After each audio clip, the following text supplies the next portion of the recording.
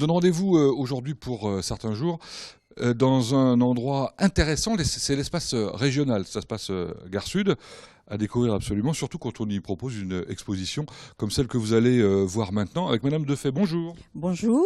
Alors vous êtes la présidente, alors expliquez-nous, de la section ciné, photo, vidéo d'une association. Oui, nous sommes le club photo, ciné, vidéo de l'ACSAC, l'association culturelle et sportive des agents communaux de la ville du Mans. Et nous organisons une fois par an, sur un sujet précis, une exposition à thème cette année. Exposition photo. Exposition photo, tous les ans. Voilà.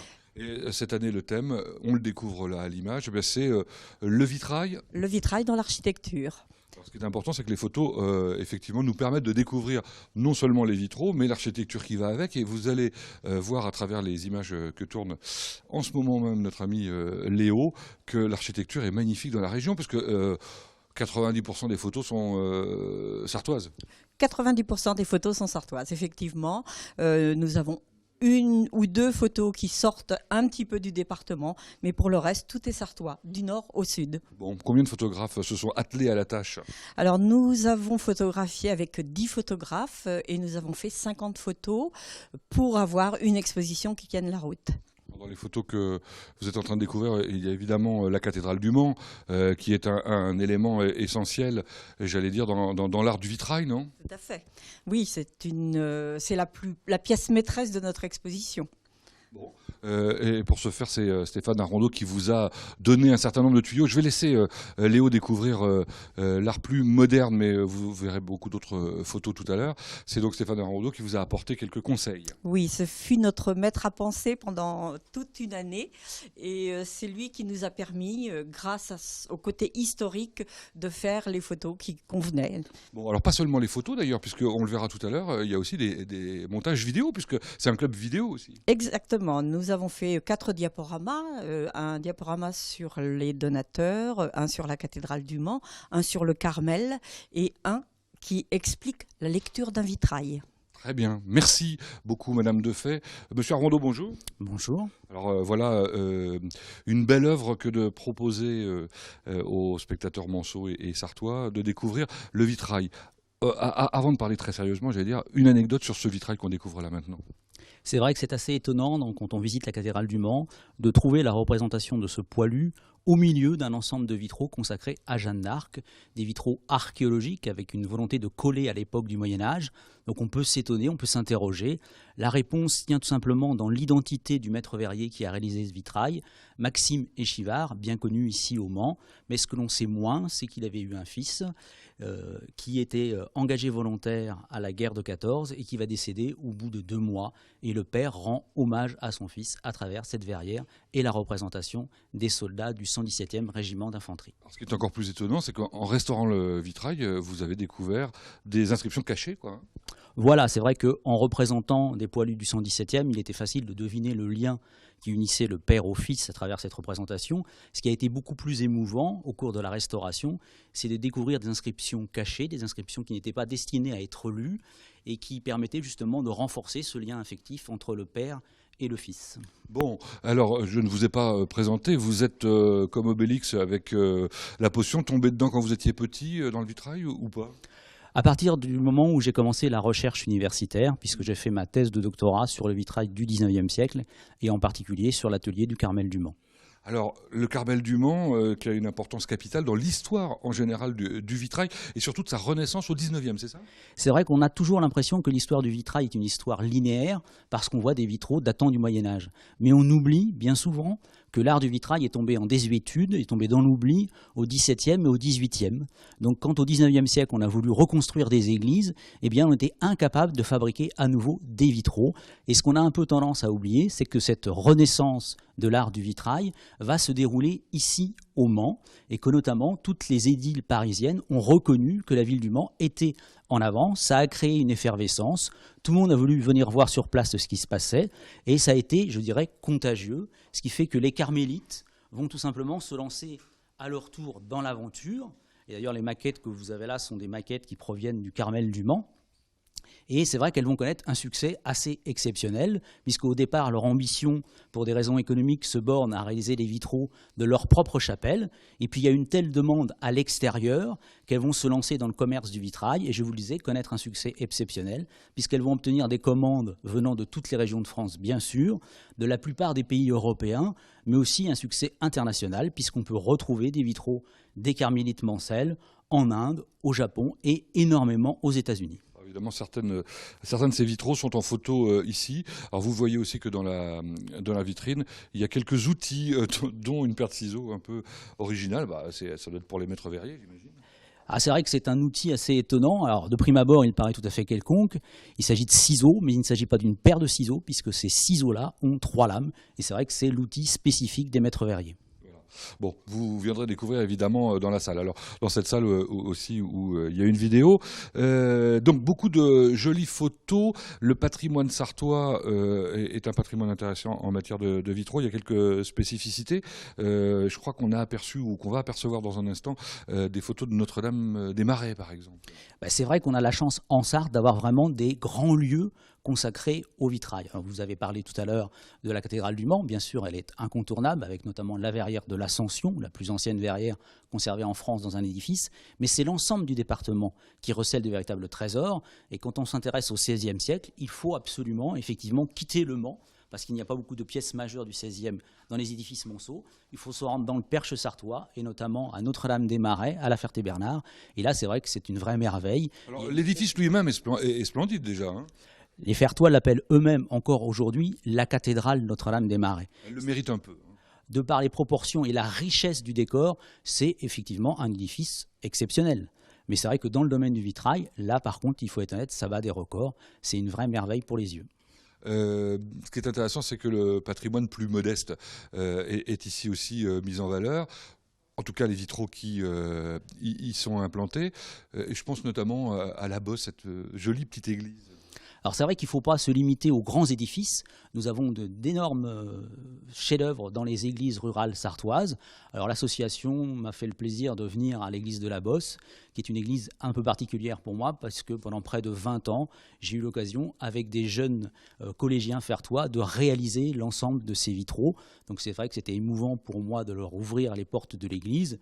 Et puis c'est vrai que ce qui les intéressait aussi, c'est une des verrières en particulier, puisque à la fin du chantier, on a eu la chance de collaborer avec un personnage connu, Claude Nougaro, qui nous a mis à disposition son talent, mais cette fois-ci pas à travers les mots, à travers les dessins, ce que les gens connaissent moins. Et puis c'est vrai que le vitrail, quand on veut le confectionner, il y a toujours un problème de coût, de financement. Et là, on a eu la chance que sa veuve, Hélène Nougaro, participe financièrement à la réalisation de ces vitraux. Donc c'est vrai que c'était assez émouvant pour nous de leur ouvrir les portes et de leur raconter cette histoire. Bon, en tout cas, vous racontez bien les histoires. Alors, quand on diffusera ces images, la conférence qui a été organisée par l'association organisatrice de cette expo sera passée, mais on a l'occasion de vous entendre par ailleurs. À l'UTL, vous me disiez notamment ? Oui, il m'arrive assez fréquemment de donner des conférences parce que je crois que effectivement, les Sartois commencent à prendre la mesure de cette richesse patrimoniale. Et puis ce qu'il ne faut pas oublier, c'est que c'est un art qui est vivant. Et nous avons la chance en Sarthe, à l'heure actuelle, d'avoir des chantiers de création de vitraux contemporains, ce qui va permettre justement à cette histoire de se prolonger. Et c'est vrai que là, on se consacre beaucoup aux verrières anciennes, mais c'est un art vivant et ça permettra justement de découvrir l'expression plus contemporaine. Merci Stéphane Darondeau de nous avoir accueillis et de nous avoir donné envie surtout de découvrir. Moi je vous invite tous à venir voir ces magnifiques photos, d'abord pour la qualité des photos, parce qu'elles sont belles, non ? Ah, c'est remarquable, et pour une fois justement, ils ont su associer l'architecture, alors que parfois on a tendance justement à se focaliser sur le vitrail. Or c'est un art monumental, il a besoin d'un cadre architecturé. Voilà, donc ça se passe à l'espace régional, c'est Gare Sud. Bon, dans un instant, c'est Sarthe toujours.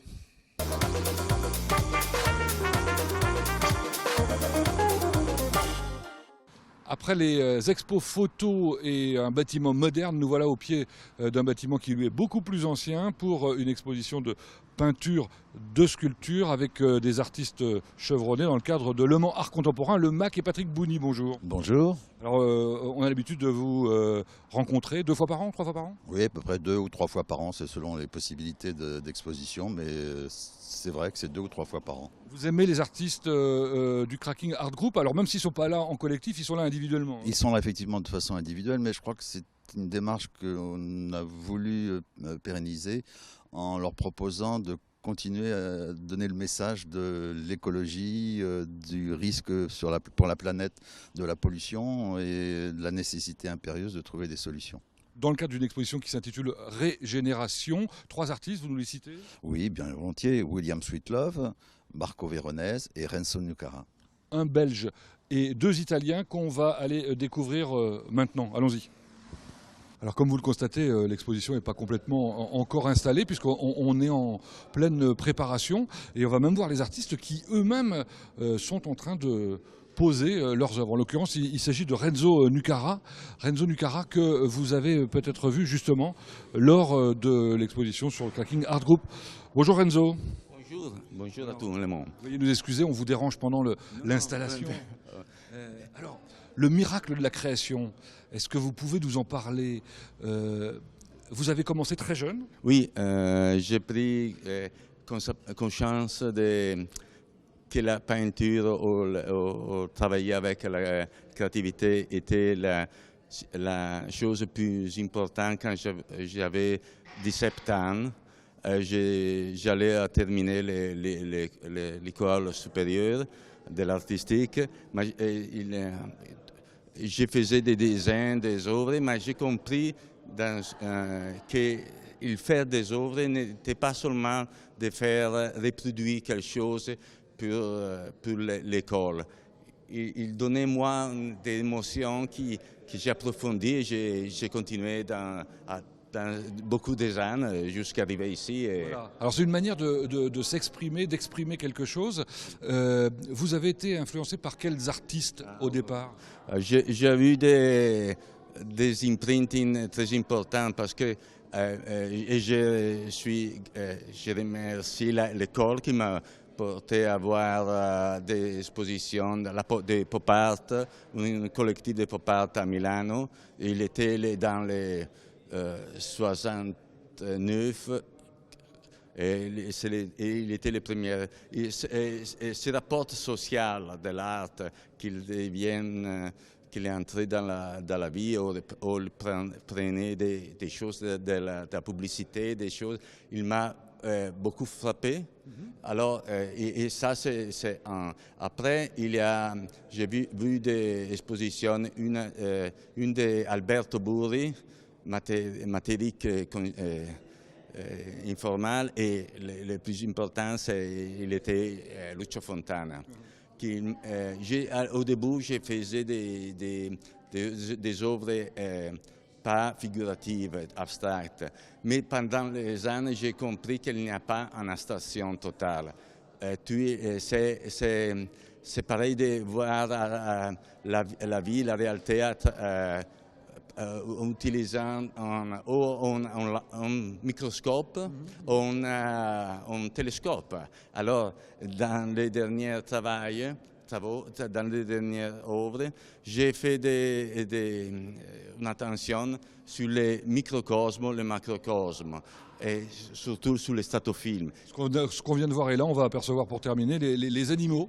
Oui, les animaux, j'ai commencé à faire les animaux parce que avec la Cracking, nous faisons avec le groupe des animaux. Alors, il était une fascination et surtout sont des éléments de la nature que j'ai monté comme protagoniste. J'ai centré mon travail sur la figure des singes.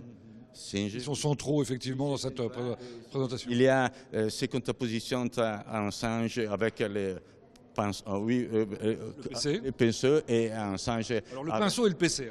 Alors, oui, mais ça c'est peut-être la part rationnelle et ça rationnelle, que c'est un conflit éterne dans la créativité. Bien, merci Renzo. d'avoir bien voulu répondre à mes questions et d'avoir gentiment parlé en français. On va découvrir un peu plus loin un compatriote, Marco Veronese. On retrouve maintenant Marco Veronese, bonjour. Bonjour, bonjour. C'est la 3e fois que vous venez au Mans. Oui, pratiquement, je vais habiter à Le Mans. J'adore la ville, donc. Alors, même question qu'à votre compère, comment on est artiste? On est, c'est ça, parce que normalement, je le dis toujours, c'est pas l'artiste qui choisit l'art, c'est l'art qui choisit les hommes pour devenir artiste. C'est ça, vous êtes senti porté. Oui, absolument, absolument. Et vos influences, à l'origine? Je suis italien, donc je suis fils de la Renaissance. En plus, mon nom de famille, c'est très important dans l'histoire de l'art. Veronese, on le rappelle. Oui, voilà. Et donc, pour moi, c'est très important chercher dans l'histoire, aussi esthétique, de la classicité de la Renaissance, l'inspiration. Alors vous avez utilisé d'ailleurs la Renaissance dans vos tableaux, beaucoup. Je me souviens d'une très jolie œuvre, ici, la Seine en l'occurrence. Oui, c'est vrai. Et pour moi, c'est très important. Il ne faut jamais oublier le passé, sinon, sans le passé, on ne pourra jamais avoir un futur. Donc, on doit toujours chercher dans le passé pour transformer le quotidien et arriver au futur. Donc vous faites un pont entre les deux. Qu'est-ce que vous exposez ici au Mans? J'expose des anciens tableaux. Et 100% dans la boîte en plexi, et un tableau qui est plus récent que j'avais exposé au Guggenheim de Vercelli en Italie, pour parler toujours de ma philosophie, donc de la spiritualité, du changement, que c'est nécessaire, plus en plus, pour transformer le monde dans un endroit plus vivable. Ce qui est intéressant, c'est les artistes peintres qui savent aussi s'exprimer, c'est votre cas, et ça c'est assez rare. Malgré tout, merci Marco Veronese, à découvrir donc à la collégiale Saint-Père-de-la-Cour, et puis on essaiera d'aller découvrir un de vos autres compères du Cracking Art Group, qui est William. Mais non, William, c'est toujours dans le Cracking Group comme nous, c'est un des membres du Cracking Art Group. Il utilise les animaux, mais le Cracking c'est tout nous. Merci. Le 3e artiste, William Sweetlove, bonjour. Bonjour. C'est votre vrai nom? C'est mon vrai nom, hélas. Je n'y peux rien. Je pensais que c'était un pseudo. Amour en français, mais bon. Non, on vient de l'autre côté, on vient de l'Angleterre. Ah bon, ça s'entend pas à l'accent. Depuis des années, ils sont à Ostende. Ils sont arrivés en même temps avec James Ensor. Alors racontez-nous votre œuvre. Pourquoi tous les animaux qu'on voit là ont une petite bouteille en plastique sur le dos? Ben, c'est la philosophie de base. C'est donc, moi, je fais des sculptures qui sont en rapport avec le changement climatologique, avec le global warming en anglais, c'est plus beau. Et bon, c'est pour ça. Donc, ce qui est en cause maintenant, c'est le plastique, parce que toutes les bouteilles qu'on trouve dans les océans, n'importe quel plastique, est en cause. Mais c'est pas le plastique qui est en cause, parce que le plastique, on peut le recycler. C'est l'eau qui est dedans. C'est l'eau qui est dedans. Maintenant, il y a une manque d'eau potable dans le monde entier et ça s'aggrave de plus en plus. Parce que là, j'ai fait une expo en Amérique, à Los Angeles, à Beverly Hills, et ils n'ont plus d'eau là-bas. Donc, les piscines, difficiles à remplir, le gazon, ok. Les tennis au pied de vos jolis chiens? Ben, quand vous allez en vacances à la Méditerranée en été, qu'est-ce que vous mettez quand vous allez sur la plage? Sinon, vous brûlez vos pattes. Vos pieds. Bon, alors je mets des souliers, c'est symbolique ça. Bon. C'est une première à découvrir, on est un peu rapide parce que le temps passe. À découvrir donc à la collégiale Saint-Pierre-le-Cour, merci. Ok, à bientôt.